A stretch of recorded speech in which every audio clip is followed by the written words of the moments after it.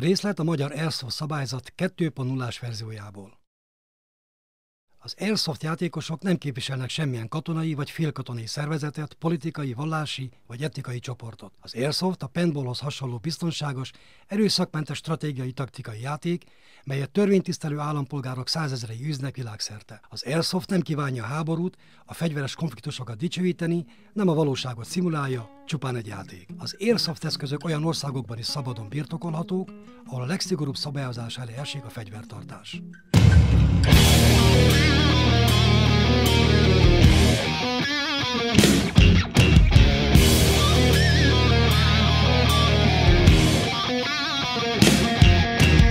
Az Airsoft szó egy 6 vagy 8 mm átmérőjű műanyag lövedékeket kilövő, alacsony energiájú légfegyverekkel játszott hobbisport gyűjtő neve.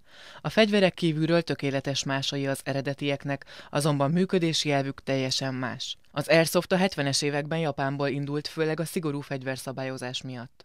A kelet meghódítása után itthon is kezdett megjelenni. Hazánkban 2004-ig csupán egy-két közösség játszotta, majd az internetnek köszönhetően terjedésnek indult. Az Airsoft magába az egy szimulációs játék, melyet elektromos fegyverekkel űznek. Becsület alapon játszódik az egész, tehát én ugye nem a paintball az nyomot hagy, az foltot hagy. Tehát látod, hogy kit találtak el, itt viszont valaki megmondja, hogy engem eltaláltak. Igen, ennek az egész játéknak a lényegében az alapja az a becsületen.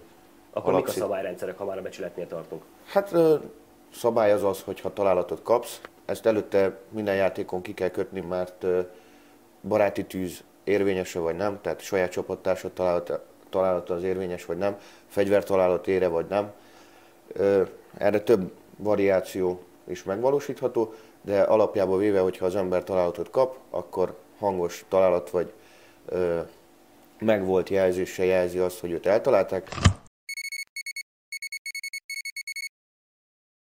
A fegyverét olyan pozícióba helyezi, hogy ne legyen harcképes, tehát látszódjon rajta, hogyha ránéz az ember, hogy ő kiesett a csatából, fölteszi a kezét, és akkor a játék szabályának megfelelően vagy elmegy egy kiállópontra, vagy teljesen befejezi a játékot, attól függ, hogy éppen az adott játékra milyen szabály lett megalkotva.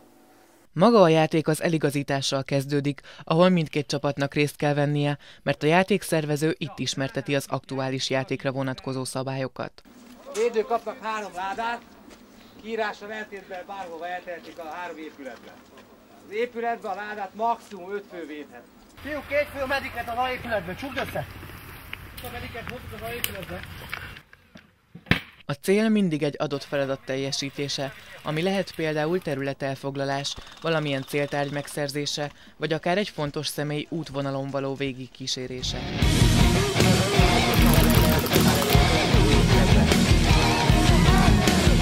Mi egy 10 hektáros erdőbe játszunk, katonai öltözékbe, katonai jelleget öltve. A mi egyesületünk az 2008. novemberében lett hivatalosan bejegyezve, de egy elég hosszú tortúra eredménye lett, mire ezt a cégbíróság elfogadta, mint egyesületet. Több mint 1 éven keresztül történt meg ennek a engedélyeztetése.